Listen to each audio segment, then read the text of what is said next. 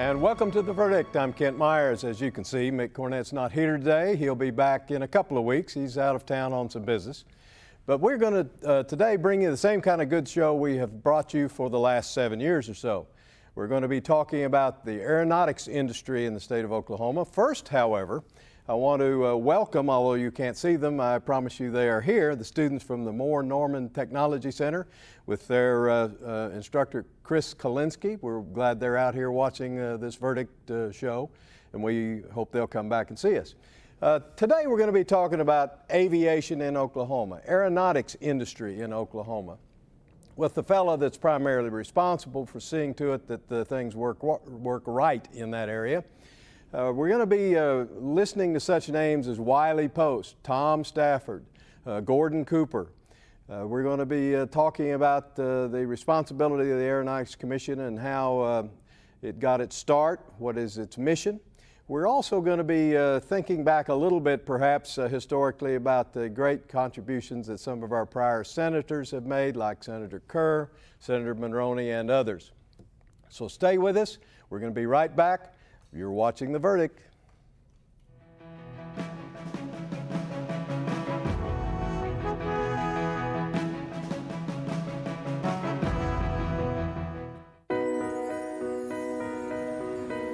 What if America had its own clean energy? Abundant and available for the next century or more, and possibly indefinitely. A true 21st century energy source would cut carbon emissions in half and do every living thing a world of good. That clean American energy exists. It's natural gas, and Chesapeake is its #1 explorer. For producing clean electricity and fueling our cars without imported oil, natural gas saves money and the environment. Proving the answer to this country's energy needs is right under our feet, and we're not running out. Clean, abundant, affordable, American natural gas. Doing a world of good for our communities, our economy, and our irreplaceable planet Earth.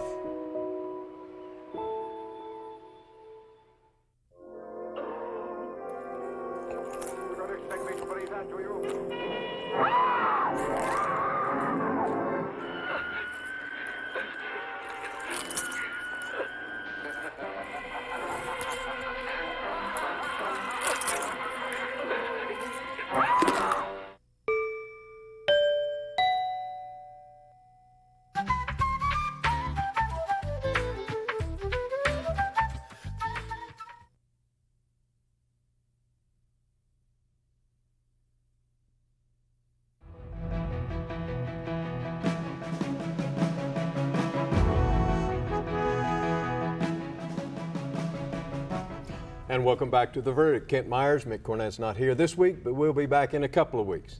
Today we're really honored to have Vic Bird, a longtime friend of mine, join us on The Verdict for his very first visit. Vic is the director of the Oklahoma Aeronautics Commission. He did his undergraduate and his law work at the University of Tulsa. He spent 12 years at the Attorney General's office. That's where I first became acquainted with Vic and his fine legal work. He is a member and active in various airline and aircraft aeronautics industry organizations, both national and local. He's been the director of the Oklahoma Aeronautics Commission for 5 years. Vic, we're really pleased you're here. Thank you. I appreciate the opportunity to be here. Well, it's glad to see you again. Don't Yes. see you as much as I used to. Even though you're on the other side, it was good to work with you again. Well, it was. It always is fun. Let's talk about the Aeronautics Commission.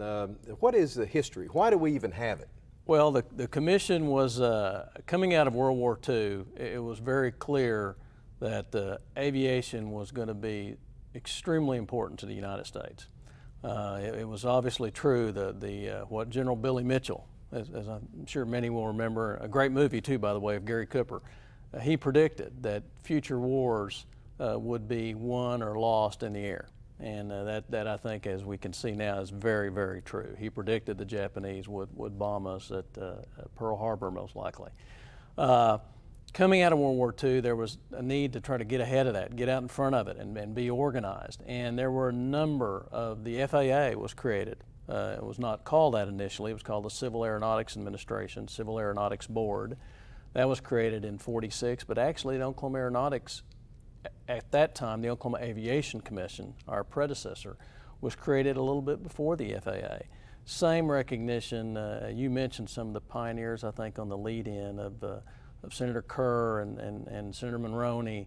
They realized too how important it was going to be, and Governor Bellman, who later, when the commission was somewhat amended some of its powers in 1963, Governor Bellman was somewhat behind that, along with a former Senator, Gene Stipe, who was a great proponent of aviation. Along with, that's what's great about aviation, people like Jim Inhofe, a true champion of aviation. So, and a pilot himself. And a pilot himself, as both of them were. But it's good to work for this issue. Well, the commission, what is its purpose? Why does it exist? Simply stated, its purpose is to promote aviation, and that has two parts.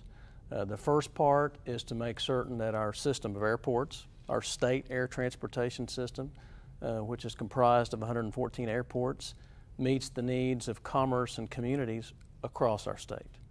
The second purpose is to promote our aviation industry and make sure through policies, public policy formation, actions, that we have an environment in which our state's top employer, but for the retail industry, can flourish, and that's the aviation aerospace industry. The commission itself is created by statute, I guess. By statute. And how does one become a commissioner? Well, of course, I think I could give the pure answer, but the more realistic, pragmatic, practical answer is, of course, to be involved in the political process, to support a governor or a gubernatorial candidate. The commissioners are appointed by the governor. How many are there? There are 7, 5 corresponding to the congressional districts, and then 2 at large. Their Senate confirmation is not required for Aeronautics Commission. In some of these boards and agencies, there's a requirement that not more than so many be of a particular party? Well, that's not in it, but that not more than 2 from any one district. And that's to address the at-larges somewhat. And frankly, I think a beauty about my commission is that actually I have staggered appointees. They don't all resign with the entry of a new gubernatorial administration. I have appointees indeed right now from Governor Keating and Governor Henry. But that actually enhances what really the commission should be doing, and it acts somewhat as a moat to therefore protect the commission's staff and its director to go forward with the policy of achieving our purpose and the policies as enunciated by the commission, rather than being, as we see some commissions work and some boards, they might be a conduit for political pressures at times. So I'm pretty fortunate to have a commission like that. And you work for the commission? I work for the commission. I'm appointed by the commission. The commission's funded through state funds? Not through generally appropriated funds, not through general funds, but actually aviation-generated dedicated revenues. And those are the aircraft excise tax, the aircraft registration tax, registration fee, and the aviation fuel tax. All right.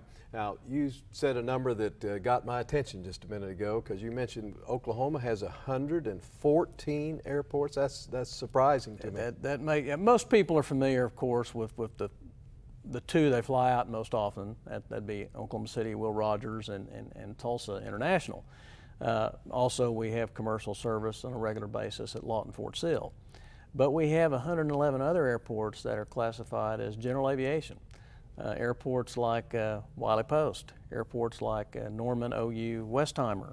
Those are general aviation airports where, frankly, a lot of business and commercial aviation, with a little different designation, I guess I might say, or definition, takes place. Most of our state's top employers that are employing, indeed, the majority of Oklahomans, are utilizing our airports to transact their commerce. Well, with Oklahoma having 114, is that a kind of average for a state of our size? No, that makes us about number 3 per capita in the country. Really? Just to give a little perspective there, Texas has 293 public airports in its system, but Texas also has closing in, I think, on 23 million people. Wow. Oklahoma has about 3.6 million people. So we have a lot of airports, and a lot of people think, well, we got a bunch of Air Force fields that they abandoned, like Clinton Sherman, Burns Flat, or like Frederick. That to some extent is true, Davis Field and Muskogee, but that's not really the case. In the 60s and 70s, you could build an airport fairly cheaply, and that was the latest thing as far as economic development. And actually that has, that was what was thought then is actually come very, very true. But a lot of airports were built during those decades because you could build them for anywhere, lay down an asphalt runway for $40,000 to $70,000 of 3,000 to 4,000 feet. That's not the case today. It's a lot more expensive, like gasoline. Well, let me ask you this just in the 30 seconds we have left in this segment. Does Oklahoma generally have aviation-friendly weather? Yes, we do. We probably are, maybe not number one, maybe it depends on year in, year out, but we have about 352 days of just visual flying rules weather, which means you don't need instruments to actually take off, land, whatever. That's pretty darn friendly. Yeah. Well, we need to take a break so our commercial sponsors can have a word with us, and then we'll come back. You're watching The Verdict with Vic Bird, the director of the Oklahoma Aeronautics Commission.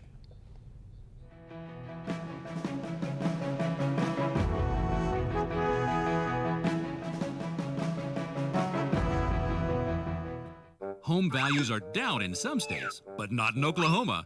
Oklahoma's home values have increased 4.2% during the past 12 months. Unlike some states where home values have decreased as much as 20%. Good thing you're in Oklahoma. There may be real estate problems in some states, but there has never been a better time than now to buy or sell a home in Oklahoma. One of the most affordable states in the country, Oklahomans are buying and selling homes every day, and an Oklahoma Realtor can show you how. Good thing you're in Oklahoma. Okiwani is an Indian name for a place where children play. When we obtained the camp, we found a lot of oil debris left in the woods. We saw a commercial about how the oil and natural gas industry cleans up old oil well sites. We called the OERB, and they agreed to remove tons of concrete and steel. It didn't cost us a thing. Thousands of children have left their footprints on this land. Thanks to the oil and gas industry, they will for a long time to come. Wilsey, Meyer, Eatman, Tate. We're accountants. We do taxes, business valuations, estate planning, and consulting. And we're right here in Oklahoma, working with the owners of small and medium-sized businesses. Steve Wilsey and Stuart Meyer have the resources and the experience. Wilsey, Meyer, Eatman, Tate in Oklahoma City and Tulsa.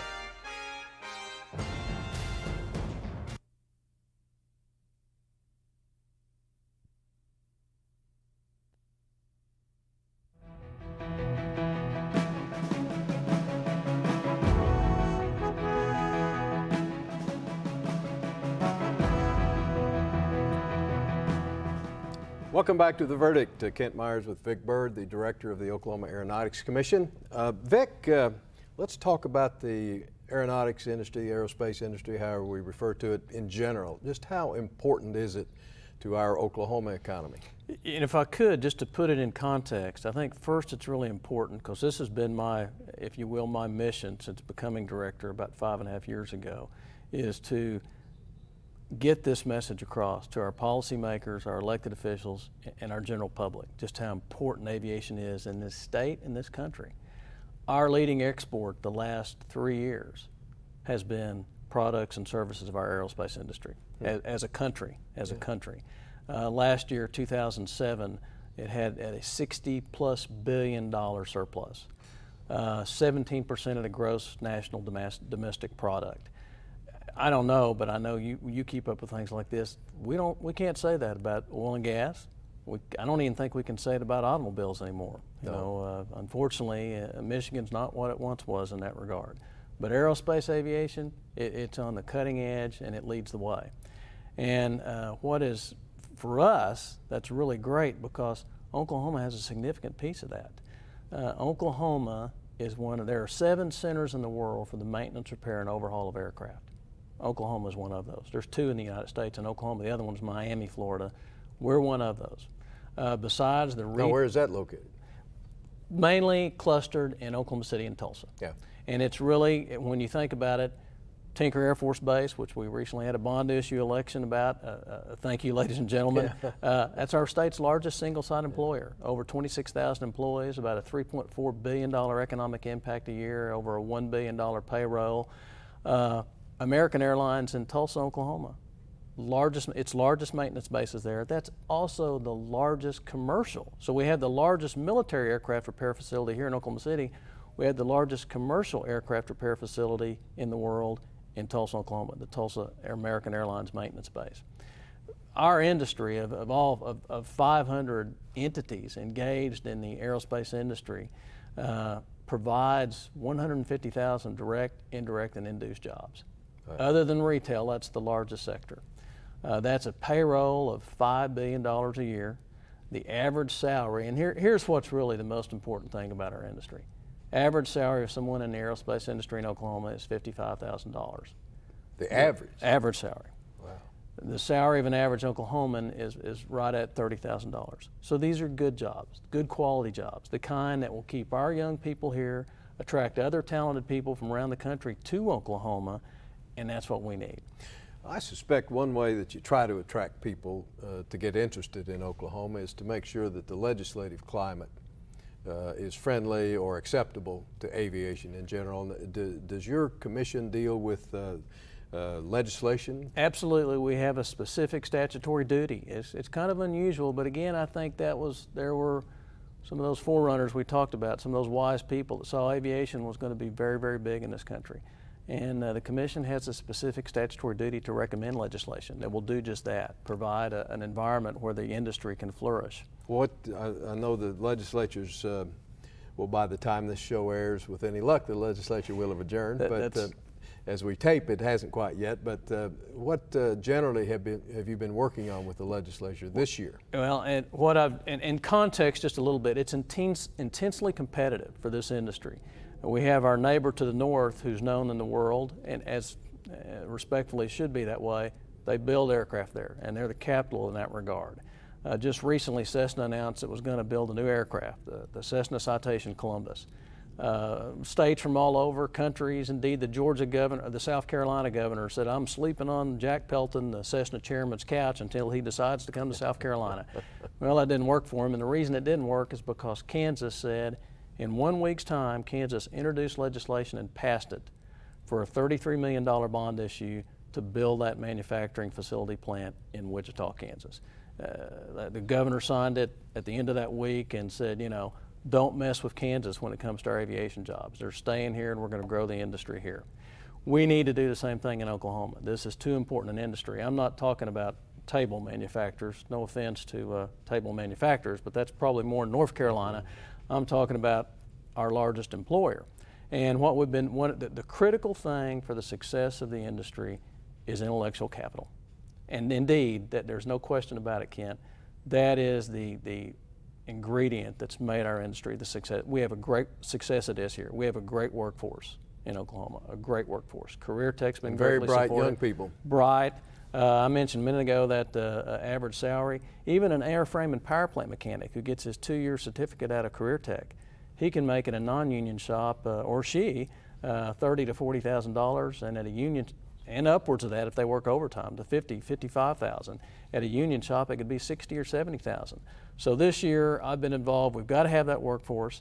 We've tried for 2 sessions to get a really good engineer workforce bill for the industry, which will incentivize people, mainly young, but incentivize people to go into engineering and then to stay here in Oklahoma or come to Oklahoma to work for an Oklahoma aerospace And how do you company. give them an incentive? Incentive, there's a $5,000 tax credit for the employee engineer, and then 2 very modest, but it says something, 2 very modest tax incentives, credits for the aerospace industry, the company that hires that engineer, all dependent upon that. The company can get 5% of their compensation paid if they got their degree from out of state, 10% if they got their degree from in-state. And if the company chooses to reimburse their tuition, the company can also get a tax credit for that based upon the tuition at OU or OSU, and that's maximized at 50%. So it would be about $1,800 a year if they do that. But the money has to come from the company as far as the reimbursement. That's pretty impressive. Only thing like that in the country. I dare say, I think it'll be, we just recently, the Wichita Eagle did an article on this piece of legislation. I think that will be copied like our Quality Jobs Act across the country. Is the prospect bright that this may get through? Yes, I think it's very bright. We got it all worked out last Thursday, and so now I'm just keeping my fingers crossed and keeping my rabbit foot on me and praying as well that there won't be any more messing around with it this week. Let me ask you, as time kind of runs out on us, although we have just a couple of minutes left, what do you see as the biggest challenge facing you and your commission?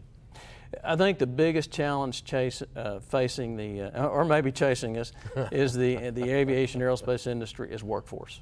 It's not just in Oklahoma, it's across the country. We're producing 70,000 engineers a year, and China's producing 600,000, and India's producing 350,000. I dare say, as General Stafford will say, one of our great aviators, our programs are still better, but those numbers are a little bit alarming. We don't enjoy anymore the if you will, free media from the Apollo Cold War days that made everybody want to be in the aerospace and defense industry. Indeed, at our top 15 engineering schools, only 7% rank aerospace and defense as a field they want to go into. That's alarming. We've got to improve that, because intellectual capital, engineering, that's the core of our industry success. And as I noted a moment ago, how important it is to our economy, well, as I also stated, it's even more important to our national security. Well, indeed. Last question. 5 years from now, how will your commission be focused? What do you anticipate being front on the agenda then? I think still making sure we have an environment where our industry can flourish, and making sure that our airports, which we have many jet-capable runways in our system, indeed 42, that's a pretty envious thing. 96% of Oklahoma's population is within 25 minutes of a jet-capable runway. But there's a difference between an airport with a jet-capable runway and a jet-capable airport. That means an accommodating terminal for business and the right instrumentation equipment so that they can land in bad weather, because they want to get into that airport. They don't want to be rerouted to some airport like Will Rogers. They want to go to Ardmore if it's Michelin. Vic, we're going to have to wrap it up. Thank you so much for coming. It's been a pleasure to visit with you and to see you again. You're watching The Verdict. We've been visiting with Vic Bird, the director of the Oklahoma Aeronautics Commission. We'll be right back.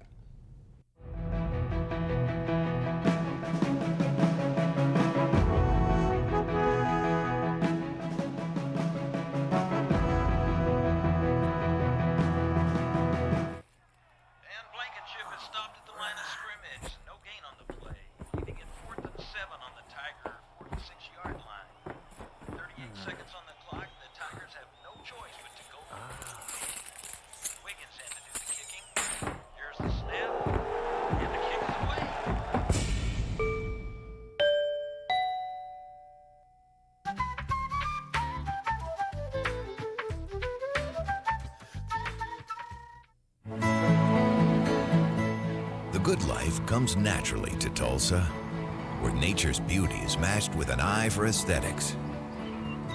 A legacy of neighborhoods graced with lawns and landscaping and handsome homes. A place that seems to have patented an ideal lifestyle. Bank First is loyal to the quality of life Tulsa assures its citizens, to the priority placed on education, culture, and growth. Loyal to builders who transform raw land into residential charm. Developers who see opportunity and add vitality to Tulsa's economy. Bank First serves both enterprise and private lives that need a loyal partner. It's how we help nurture this city's very good life. Bank First. Loyal to Oklahoma. Loyal to you. The Journal-Record is pleased to be a sponsor of The Verdict. The Journal-Record, since 1903, the best source of Oklahoma business news and legal information.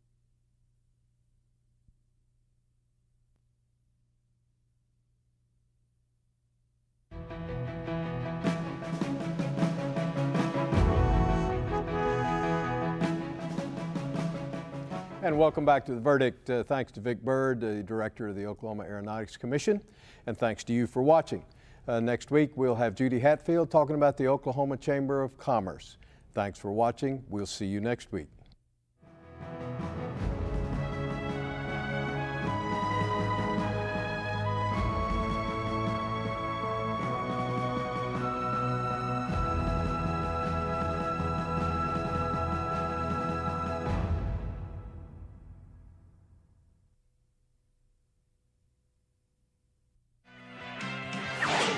The preceding program was produced exclusively for the Cox Channel.